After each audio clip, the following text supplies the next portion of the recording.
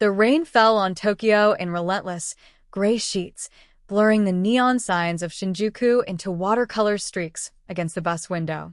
Jade rested her forehead against the cool glass, the vibration of the engine a dull hum that did little to soothe the ache in her bones. It had been a long day.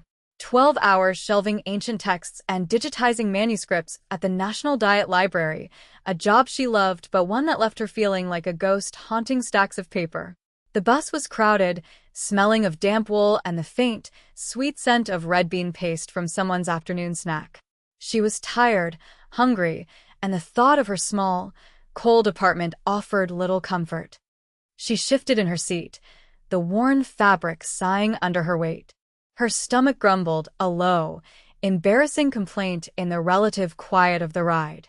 In her bag, wrapped in wax paper, was the last of her lunch, a simple katsu sando she had saved for the long journey home. It wasn't much, but right now it felt like a feast. She pulled it out, the scent of fried pork and tangy tonkatsu sauce a small, private joy. That was when she became aware of the man beside her. He had been there when she boarded, a figure of such profound stillness, she had barely registered him as a person. Now, in the cramped intimacy of the bus, his presence was unavoidable. He wore a suit that was clearly expensive, tailored from a charcoal wool so dark it seemed to drink the light. Raindrops clung to the sharp line of his shoulders. He stared straight ahead, his profile a study in harsh, beautiful angles, a strong jaw, a straight nose, lips pressed into a neutral line. A single drop of rain slid from his black hair down his temple, tracing a path along his cheekbone. He didn't move to wipe it away. His hands rested on his knees, and they were the most expressive thing about him. Long, elegant fingers, perfectly manicured, with a heavy, unadorned platinum ring on his right hand. They were hands that looked like they could be equally skilled at calligraphy or violence. There was an air of exhaustion about him, a deep, weary coldness that seemed to emanate from his very core. It was a loneliness she recognized, the same quiet isolation she often felt surrounded by millions of people in a city that never slept. It wasn't pity she felt, but a strange, unexpected flicker of kinship. Her own hunger suddenly felt selfish. She looked down at the sandwich in her hands, then back at him. It was a ridiculous impulse. He was a complete stranger, a man who looked like he dined exclusively in restaurants where the menus didn't have prices. But the weariness in his posture was too familiar. Before she could talk herself out of it, Jade carefully tore the sandwich in two, the bread yielding softly. She held out half to him. She didn't say a word, just offered it. The gesture hung in the air between them. For a long moment, he didn't react. Then his head turned, slowly, deliberately.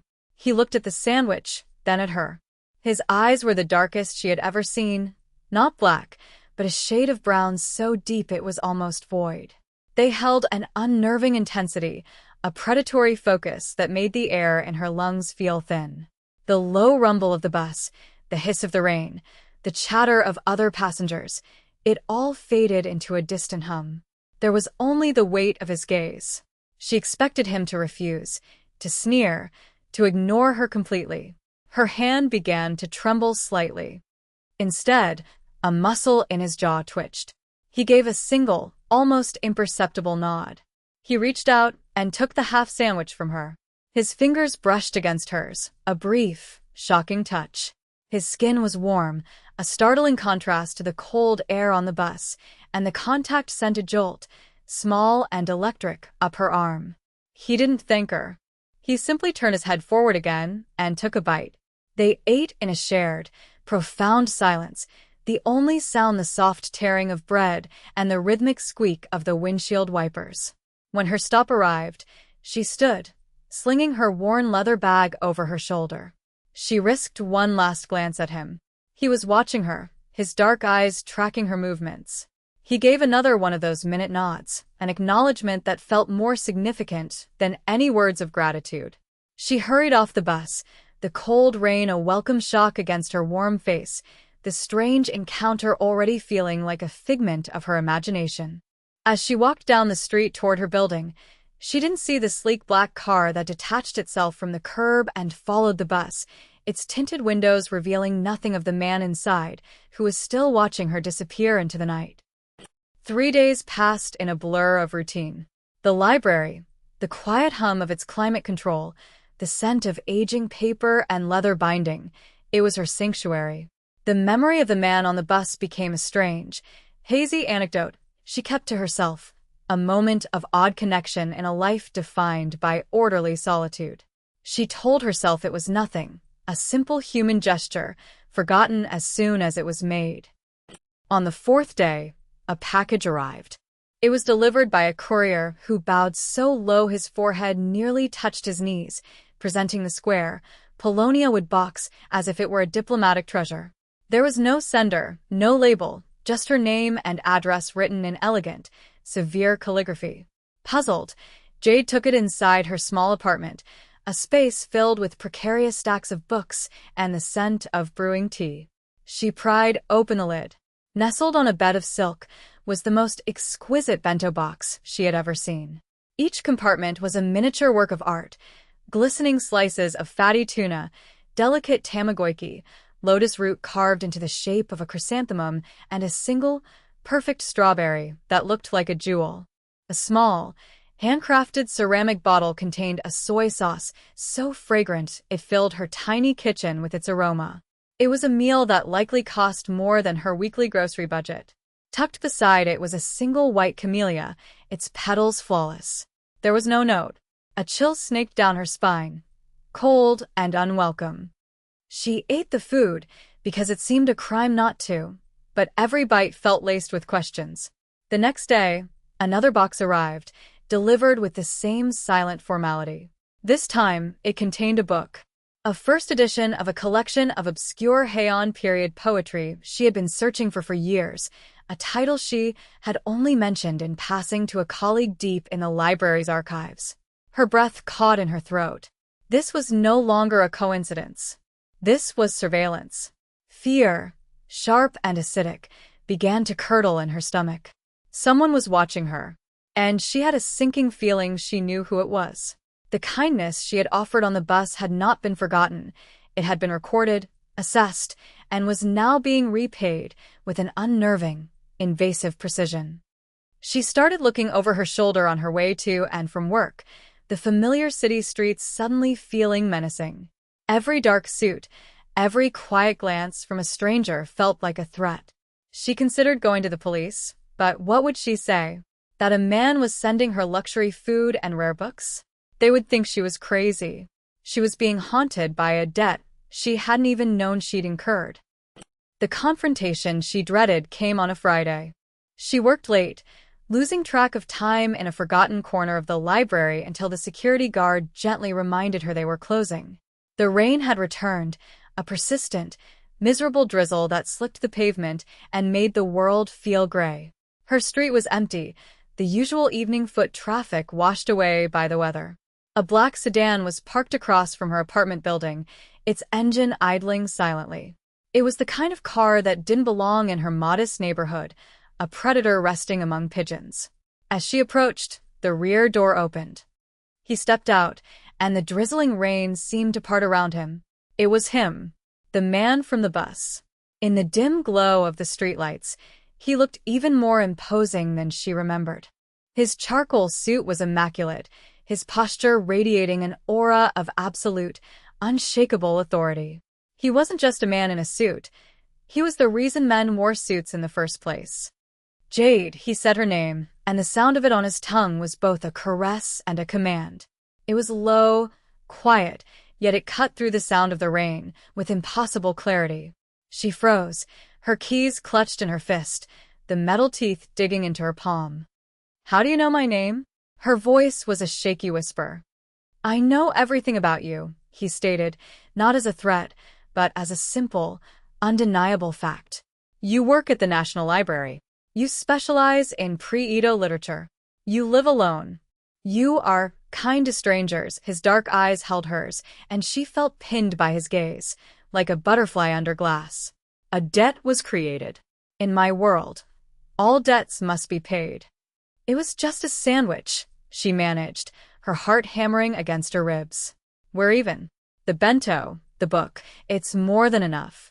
We're even. A flicker of something, not quite a smile, but a shadow of amusement, touched his lips. You misunderstand. The debt is not so easily settled. An act of kindness, without expectation of reward, is rare.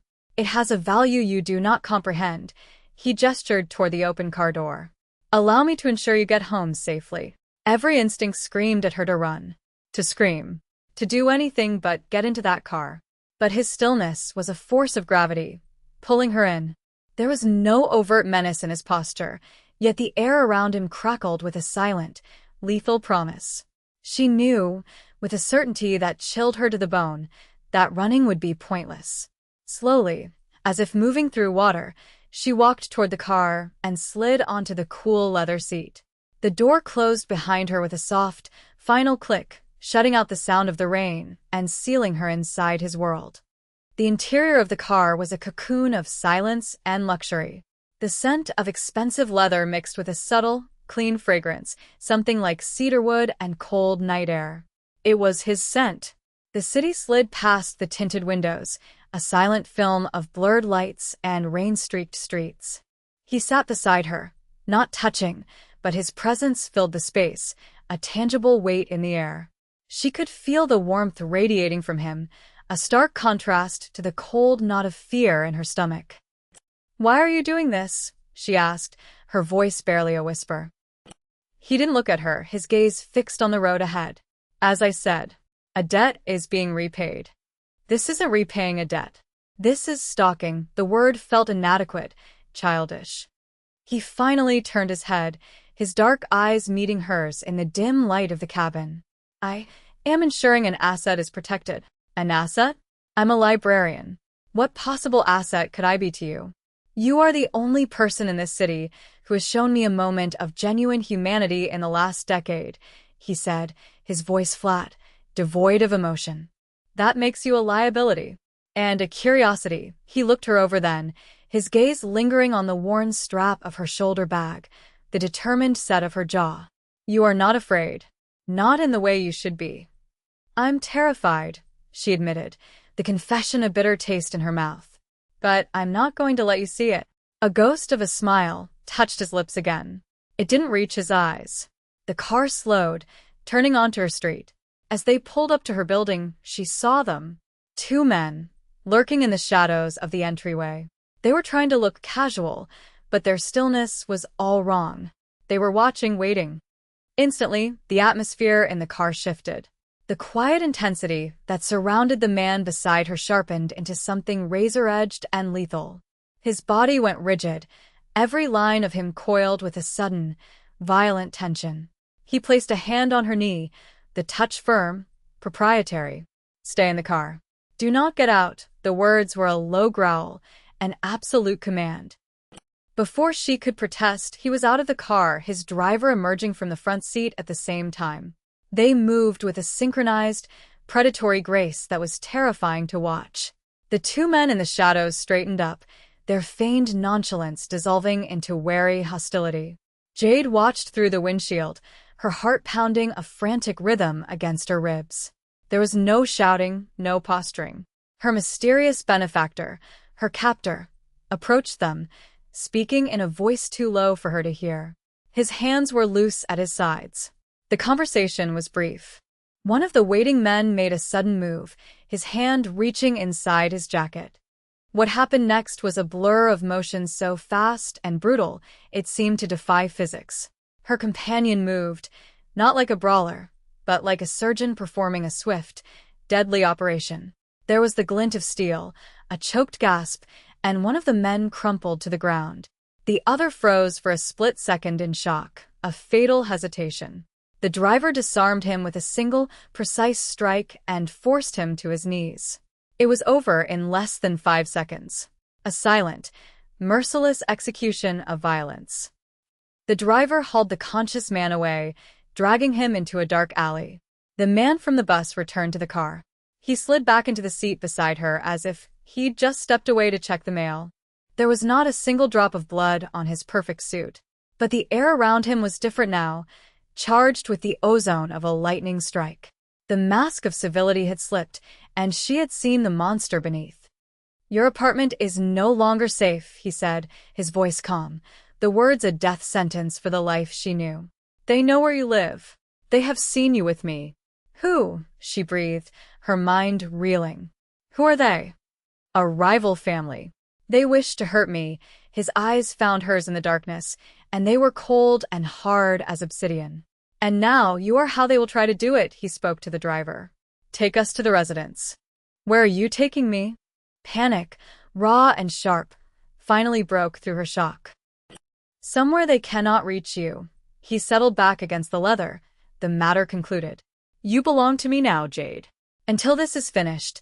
The car pulled away from the curb, leaving her quiet street, her quiet life, disappearing behind them in the rain-soaked darkness. She was no longer just a librarian. She was a possession of Japan's most feared man. His residence was not a home. It was a fortress disguised as a penthouse.